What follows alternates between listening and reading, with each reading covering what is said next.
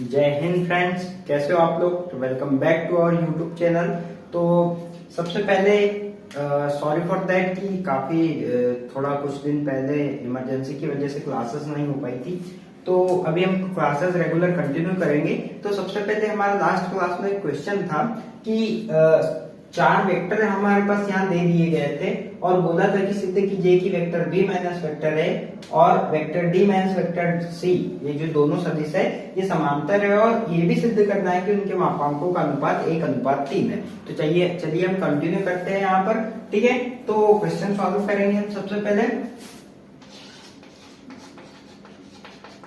तो अब हम यहाँ देखते हैं कि हमारे पास क्या सदिश है। हमारे पास सदिश ए बी सी और डी है। ठीक है, आई कैप जे कैप के कैप के फॉर्म में। ठीक है, तो सबसे पहले हमें पूछ रहा है वो कि बी माइनस ए और डी माइनस सी। तो बी माइनस ए क्या होगा? तो बी माइनस ए हमने पहले क्लासेस में देखा था, vector B minus vector A is equal to क्या होगा? Vector B minus vector A. B के वैल्यू है I cap plus J cap plus K cap minus A की वैल्यू है, सॉरी है ना, ये मैंने ए की वैल्यू ली थी। बी की वैल्यू क्या है हमारे पास? 2 आई कैप प्लस 3 जे कैप माइनस आई cap plus J cap plus K cap. ठीक है, ये हमारी ए की वैल्यू, ये हमारी बी की वैल्यू। तो बी माइनस ए हमारे पास हो गया। ठीक है, अब इनको माइनस कैसे करेंगे? तो ये माइनस होंगे 2 आई कैप प्लस 3 जे कैप माइनस आई कैप माइनस जे कैप माइनस के कैप। ठीक है, ये इतना हुआ। अब मैंने बताया था सबसे पहले, आपने जब पिछली क्लासेस में भी देखा था कि समान जात वाले घटते हैं, या आई कैप से आई कैप वाला घटेगा या जुड़ेगा, जे कैप से जे कैप वाला घटेगा या जुड़ेगा। ठीक है, तो उस टाइप से हम इसको सब्ट्रैक्ट या ऐड करते हैं, जोड़ते हैं, घटाते हैं। ठीक है, तो यहाँ पर क्या है? 2 आई कैप। तो 2 आई कैप माइनस आई कैप कितना हो जाएगा? आई कैप, एक आई कैप और एक को लिखते नहीं है। ठीक है, 3 जे कैप माइनस जे कैप तो कितना हो जाएगा? प्लस 2 जे कैप। और यहाँ के कैप केवल ये अकेला है यहाँ पर, इसलिए इसको जैसे का वैसे, इसकी जात वाला कोई इसके साथ नहीं है, इसलिए इसको जैसे का वैसे रखेंगे। ठीक है, इतना हुआ। मतलब हमारे पास vector B minus vector A की वैल्यू आ गई। अब हम यहाँ देखते हैं क्या? Vector D minus vector C. तो vector D minus vector C बराबर क्या होगा? तो वेक्टर डी की वैल्यू है हमारे पास के कैप माइनस जे कैप माइनस सी की वैल्यू है 3 I cap plus 5 J cap, 3 I cap plus 5 J cap minus 2 के कैप। यही वैल्यू है हमारे पास काय की? सी की, 3 I cap plus 5 J cap minus 2 के कैप। ठीक है, तो अब क्या करते हैं? हम इसको माइनस करते हैं यहाँ पे। तो क्या हो जाएगा? ये के cap minus J cap minus 3 I cap, और जब ये ऋण का गुना अंदर होगा, धन ऋण का गुना ऋण होता है तो ये 5 जे कैप, और ऋण ऋण का गुना धन होता है ये 2 के कैप। इतना क्लियर हुआ। उसके बाद हम क्या करते हैं? समान जात वाले घट जाएंगे। तो ये के कैप है और ये प्लस 2 के कैप, 2 के कैप और एक 3, तो यहाँ हो जाएगा 3 के कैप। क्या अपन क्या करते हैं? के कैप को लास्ट में लिया जाता है, तो हम उसको लास्ट में देख लेंगे। तो हम कहां से स्टार्ट करते हैं? आई से। तो आई वाला कोई है क्या यहाँ पर? और नहीं, तो हम लिखेंगे माइनस 3 आई कैप। जे वाला है क्या? हाँ, ये माइनस 1 जे और माइनस 5, तो माइनस 5 और माइनस 1 कितना हो जाएगा? Minus 6 J cap. अब के कैप कितने हैं? 2 और एक 3, तो यहाँ हो जाएगा 3 के कैप। ठीक है, तो हमारे पास vector D minus vector C की वैल्यू क्या आ गई? 3 minus 3 I cap minus 6 J cap plus 3 K cap. इसको हम एक और तरीके से लिख सकते हैं। हम इसको लिख सकते हैं, अगर हम ऋण का गुना कर दे, समीकरण में ऋण का अगर गुना कर दे या सदिश में, तो क्या हो जाएगा? ये 3 I cap plus 6 J cap, और ये धन की जगह ऋण 3 के कैप। ये इसको ऐसे भी रख सकते हैं। ठीक है, कोई दिक्कत नहीं है इसमें। हाँ ठीक है, अब क्या बोल रहा है वो? अब हमने पहले देखा था कि यदि दो सदिश समांतर है तो क्या होगा, उनमें क्या संबंध बनना चाहिए। हमने देखा था कि वेक्टर ए कोई सदिश है और वेक्टर बी कोई सदिश है। ठीक है, तो ये a1 आई कैप प्लस b1 जे कैप प्लस c1 के कैप, और ये है मान लेते a2 आई कैप प्लस b2 जे कैप प्लस c2 के कैप। ये मान दिया हमने। तो समांतर कब होंगे? समांतर तब होंगे जब a1 अपॉन a2 बराबर b1 अपॉन b2 होगा, या ये है तो c1 अपॉन c2। ठीक है। सदिश समांतर कब होंगे? जब ये जो इनका गुणांक है आई कैप का जे कैप का ये आपस में बराबर हो, मतलब इनका अनुपात बराबर हो, या डायरेक्ट तो जो दिख रहा है वो A1/A2 बराबर होना चाहिए B1/B2 के, बराबर होना चाहिए C1/C2 के, तब ये दोनों सदिश क्या होंगे? समांतर होंगे। तो हम देखते हैं क्या ये समांतर है, ठीक है, क्या ये समांतर है? हम यहाँ देख लेते हैं। तो ये D माइनस ए एक सदिश ये हो गया और B माइनस सी ये हो गया, और इन दोनों को ही पूछा है क्या ये समांतर है। तो हम यहाँ देखते हैं A1 की वैल्यू 1, B1 की 2, C1 की ऋण 1, A1 की 3, B1 की 6, सॉरी A1 की ऋण 3, B1 की A2 की ऋण 3, B2 की ऋण 6 और C2 की 3, ठीक है। ये वैल्यूज है हमारे पास। तो चूंकि समांतर होने की शर्त, समांतर होने की शर्त से क्या है शर्त? A1/A2 बराबर B1/B2 बराबर C1/C2। तो A1/A2, A1 की वैल्यू यहाँ क्या है? 1 बटे A2 की वैल्यू क्या है? हम देख रहे हैं ऋण 3, तो यहाँ ऋण 3 बराबर B1 की वैल्यू क्या है यहाँ पर? 2, ठीक है। B2 की वैल्यू क्या है? ऋण 6 बराबर C1 की वैल्यू क्या है? ऋण 1, C2 की वैल्यू क्या है? 3, ठीक है। अब जब हम इसको और अच्छे से लिखे तो ऋण नीचे हर में नहीं लिखते हैं कभी भी, ऋण को हमेशा अंश में लिखते हैं। तो ऋण 1/3, 2 एकम 2, 2 तिरी 6, तो ये भी ऋण 1/3 और ये भी ऋण 1/3। A1/A2 बराबर B1/B2 बराबर C1/C2 हो रहा है। इसका मतलब ये सिद्ध हुआ कि ये जो दोनों सदिश है, ये दोनों सदिश क्या है? आपस में समांतर है। इतना क्लियर हुआ। उसके बाद हमें एक और चीज बोला है, कि उनके मापांकों का अनुपात 1/3 है, ये हमें सिद्ध करना है। तो 1/3 मापांक क्या होता है? मापांक मैंने बताया था पिछली क्लास में, मैं एक काम करता हूँ इसको रफ कर देता हूँ पहले, ठीक है। हमने समांतर है ये तो सिद्ध कर दिया, बट अब मापांक क्या होते हैं? तो मापांक मैंने बताया था, इसका मॉड ले लेंगे vector B minus vector A बराबर इस हो जाएगा करनी में इसका गुणांक क्या है? 1 का स्क्वायर धन 2 का स्क्वायर धन ऋण 1 का स्क्वायर। आई बात समझ में? क्या हो जाएगा इसका मान? इसका मान हो जाएगा 1, 2 की घात 2, 2 का स्क्वायर 4, 1 का स्क्वायर करे या ऋण 1 का करे 1, ठीक है। इस टाइप से इसकी वैल्यू क्या हो जाएंगी? 4 और 1 5 और 1 6, मतलब करनी 6 हो जाएगा, ठीक है। B माइनस ए इस सदिश का मापांक क्या आ गया? करनी 6, ठीक है। अब इसका देख लेते हैं हम, इसका क्या था? तो mod of vector D minus vector C बराबर हम देख लेते हैं। तो क्या हो जाएगा? ये भी ले सकते हैं, ये इक्वेशन भी ले सकते हैं, ये भी ले सकते हैं, ठीक है। ये दोनों एक ही बात है। तो क्या हो जाएगा? ऋण 3 का स्क्वायर धन ऋण 6 का स्क्वायर धन 3 का स्क्वायर। आई बात समझ में? बराबर इससे कितना हो जाएगा? ये 3 का स्क्वायर 9, या ऋण 3 का करो या 3 का करो स्क्वायर 9 ही आएगा। 6 का स्क्वायर 36 और ये 3 का स्क्वायर 9, कितना हो गया? ये 9 दूनी 18 और 18 धन 36, तो ये कितना हो जाएगा? 18 और 36 हो जाएगा हमारे पास 54, ठीक है। तो इसको हम और कैसे लिख सकते? इसको ये लिख सकते कि 3 करनी 6, या अभी इसको ऐसे ही रख देते, बाद में देखेंगे कैसे आया, ठीक है। तो हमारे पास B माइनस ए की वैल्यू आ गई, vector D minus vector C की वैल्यू आ गई। अब बोला इनके मापांकों का अनुपात, तो इन दोनों के मापांकों को अनुपात में लिख लेते हैं हम। इनके मापांकों को अनुपात में लिख लेते हैं, तो क्या हो जाएगा? Vector B minus vector A upon vector D minus vector C is equal to क्या हो जाएगा? B माइनस ए आ गया करनी 6, D माइनस C आ गया करनी 54, ठीक है। तो अब क्या होगा यहाँ पर? अब हम देखते हैं क्या हम 6 को करनी 6 रहने देते हैं। अनुपात बोला है, अनुपात मतलब क्या? संख्याओं को बटे में लिखना है अनुपात। जैसे अगर इन दोनों का उसने अनुपात बोला है तो ये अनुपात ही है, मतलब B माइनस ए। अनुपात मतलब क्या होता है? Vector B minus vector A अनुपात vector D minus vector C, ये इसका अनुपात है, बट हम इसको ये लिख सकते हैं, ठीक है। ये बात ध्यान रखना, अनुपात को बटे में लिखते हैं, इसका मतलब ये है, इसका मतलब ये है, ठीक है। आई बात समझ में। तो करनी 6 आ गया। मैंने बताया तब भी 56 को 3 करनी 6 लिख सकते हैं क्या, तो यहाँ लिख देंगे 3 करनी 6, 6 से 6 कट जाएगा तो हमारे पास 1/3 आ जाएगा। 1/3 को क्या लिख सकते हैं हम, 1:3। तो इस प्रकार से हमने सिद्ध कर दिया कि इन दोनों के मापांकों का अनुपात क्या है, 1:3 है। क्लियर हुआ इतना।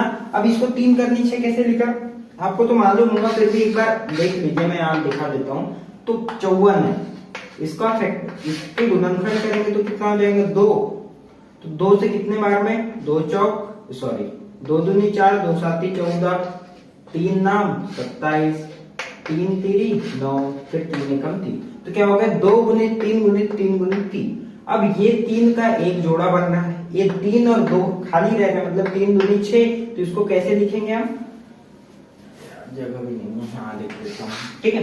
तो इसको कैसे लिखेंगे हम, इसको लिखेंगे 2 गुणित 3 गुणित 3 गुणित 3। अब 2 3 में से एक 3 बाहर आ जाएगा, 3 बचेगा क्या, 2 गुणित 3, तो 3 दूनी 6। तो इस प्रकार से क्या हो गया, 3 करनी 6। क्लियर हुआ इतना। तो ये क्वेश्चन था हमारा इस टाइप से, ठीक है। तो एक और क्वेश्चन देखते हैं हम इसी टाइप से, और क्या हो सकता है।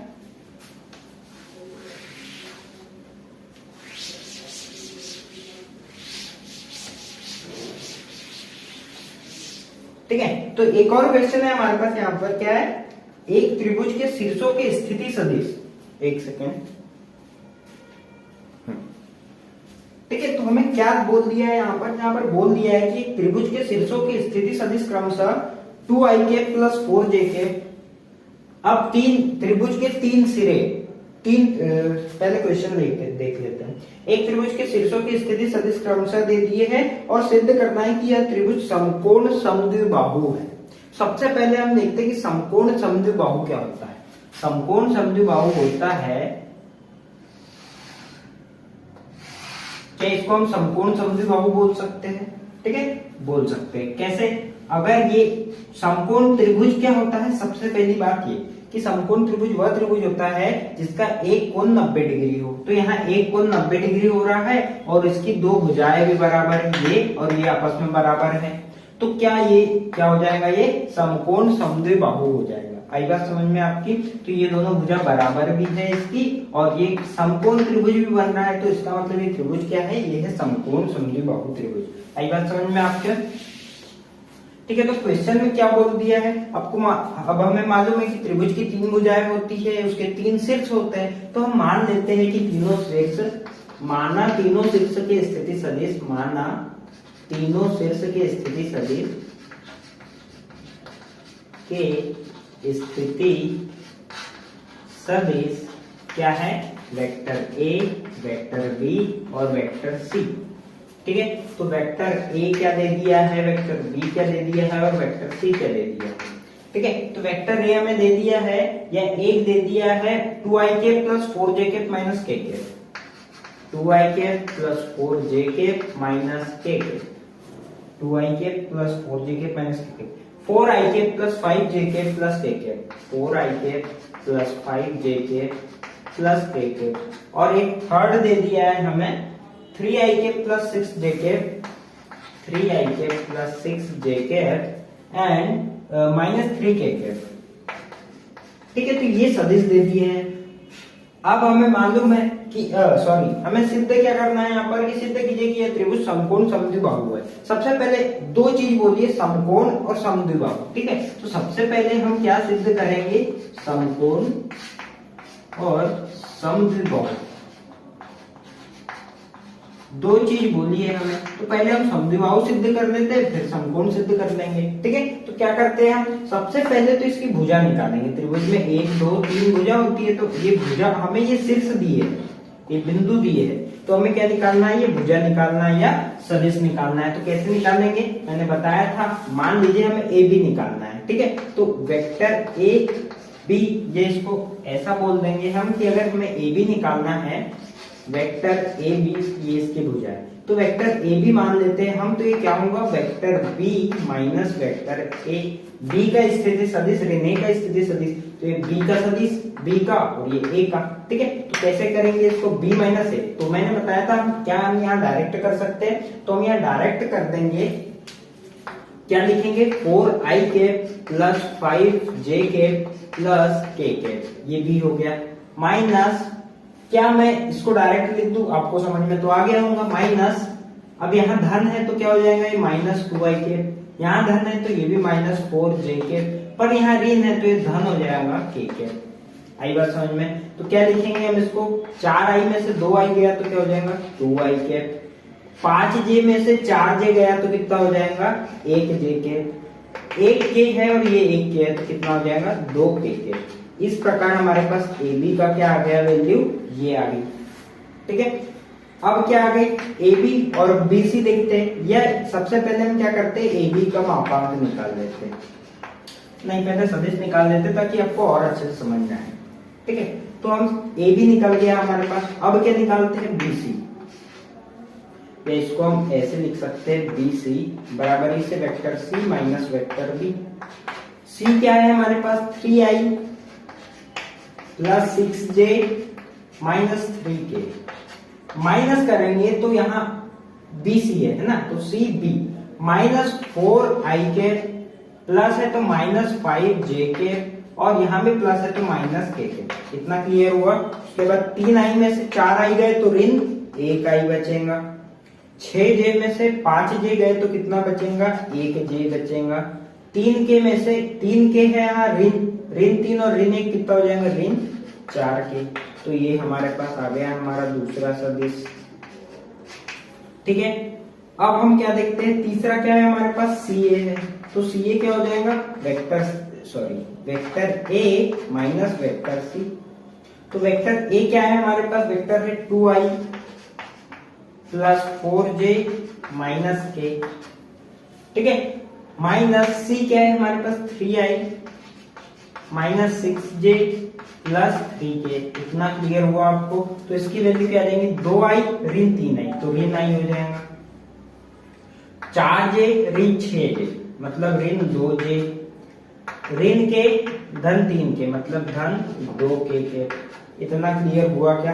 ठीक है, तो इतना क्लियर हुआ।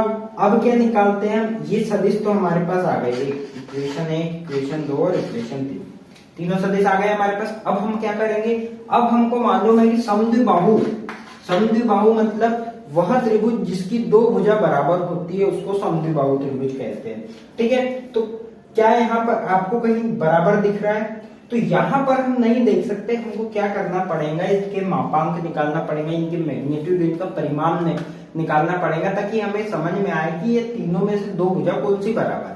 तो हम देखते हैं ए बी का मापांक निकालते हैं। तो यहाँ पर हम क्या करते हैं, मॉड ऑफ ए बी बराबर देखते हैं एक भुजा, क्या हो जाएगा इसका मापांक 2 का स्क्वायर धन 1 का स्क्वायर धन 2 का स्क्वायर। तो कितना हो जाएगा ये 4 1 4, कितना हो जाएंगे 4 और 4 8 और 1 9, करनी 9 बराबर इसे इसको क्या बोल देंगे 3। तो ए बी बराबर इसे क्या आ गया 3, करनी 9, 3 का स्क्वायर 9 होता है, 9 का वर्गमूल 3 होता है, तो ए बी की वैल्यू ये आ गई। अब निकालते हैं बी सी, बी सी की वैल्यू क्या है हमारे पास ऋण बराबर ऋण आई के मतलब ऋण 1 का स्क्वायर धन 1 का स्क्वायर धन ऋण 4 का स्क्वायर, क्या हो जाएगा ये 1 धन 4 का स्क्वायर क्या होता है 16। तो ये 16 और 2 18, तो करनी 18 लिख सकते हैं इसको। ठीक है, बीसी की वैल्यू आ गई हमारे पास। अब बचा क्या हमारे पास, अब बचा है सी ए। तो सी ए की वैल्यू देखते हैं हम, सी ए की वैल्यू क्या आती है ऋण 1 का स्क्वायर धन ऋण 2 का स्क्वायर धन 2 का स्क्वायर, 1 का स्क्वायर 1, 2 का स्क्वायर 4, 2 का स्क्वायर 4, तो कितना हो गया ये 4 और 4 8 और 1 9। तो 9 अभी हमने देखा कि इसका वर्ग है 3 का, मतलब 9 का वर्गमूल क्या हो जाएगा 3। तो हम यहाँ देख रहे हैं कि ए बी और सी दो भुजा है ये त्रिभुज की, और दोनों बराबर है। इसका मतलब ये तो सिद्ध हो गया कि सब जो त्रिभुज है हमको दिया है वो क्या है, समद्विबाहु त्रिभुज है। कैसे, तो चूंकि मॉड ऑफ ए बी बराबर मॉड ऑफ सी ए बराबर 3, तो इसलिए क्या लिख लेंगे, अतः त्रिभुज समद्विबाहु त्रिभुज है। ठीक है, आपने लिख लेना, अतः त्रिभुज समद्विबाहु त्रिभुज है। अब ये तो सिद्ध हो गया कि यह त्रिभुज समद्विबाहु है। ठीक है, ये तो सिद्ध हो गया कि त्रिभुज समद्विबाहु है। अब बचा क्या, अब बचा ये कि ये त्रिभुज समकोण त्रिभुज है। ये कैसे सिद्ध करेंगे, तो आपने कभी ना कभी पढ़ा होगा पाइथागोरस प्रमेय। पाइथागोरस प्रमेय क्या होता है कि अगर कोई त्रिभुज समकोण त्रिभुज है तो कर्ण का वर्ग बराबर होता है उसके लंब का वर्ग धन आधार के वर्ग के। ठीक है, तो हम देखते हैं क्या ये समकोण त्रिभुज है। तो समकोण त्रिभुज में सबसे बड़ी भुजा होती है कर्ण। तो यहाँ पर जो सबसे बड़ी वैल्यू आई है हमारे पास भुजा की, वो उसको लेंगे हम कर्ण, मतलब कर्णी 18 जो रहेंगी वो सबसे बड़ी रहेंगी, तो वो कर्ण हो जाएंगी। और लंब और आधार हम ले लेते हैं ये 3 और ये 3, तो क्या हो जाएगा यहाँ पर 3 का स्क्वायर धन 3 का स्क्वायर, तो ये हो जाएगा 3 3 9 धन 3 3 9, तो 9 और 9 18। और जब ये कर्ण क्या है हमारे पास BC, ठीक है, तो BC का स्क्वायर है, तो जब ये वर्ग का इधर पक्षांतर होगा तो इधर करनी लग जाएंगी। और BC की वैल्यू ऑलरेडी हमारे पास करनी 18 है, मतलब जो हमारे पास कर्ण का मान है वो जब हम पाइथागोरस से कर्ण का मान निकाल रहे हैं तो उसके बराबर है। इसका मतलब जो हमारा ये त्रिभुज है ये समकोण त्रिभुज भी है। तो हमने यहाँ दोनों बातें सिद्ध कर दी कि भाई ये समकोण त्रिभुज भी है और ये समद्विबाहु त्रिभुज भी है। ठीक है, तो ये थी हमारी यूनिट जिसमें हमने बहुत सारे क्वेश्चन देखे, अलग अलग प्रकार के क्वेश्चन देखे। तो हमारा कल नेक्स्ट टॉपिक होगा, नेक्स्ट चैप्टर होगा सदिश का गुणन। ये जो भी है देखते हैं हम नेक्स्ट क्लास में। तो मैं आई होप आपको ये सारा कुछ समझ में आ गया होगा। तो ठीक है, बाकी हम नेक्स्ट क्लास में देखते हैं, न्यू चैप्टर स्टार्ट करेंगे। Okay, bye.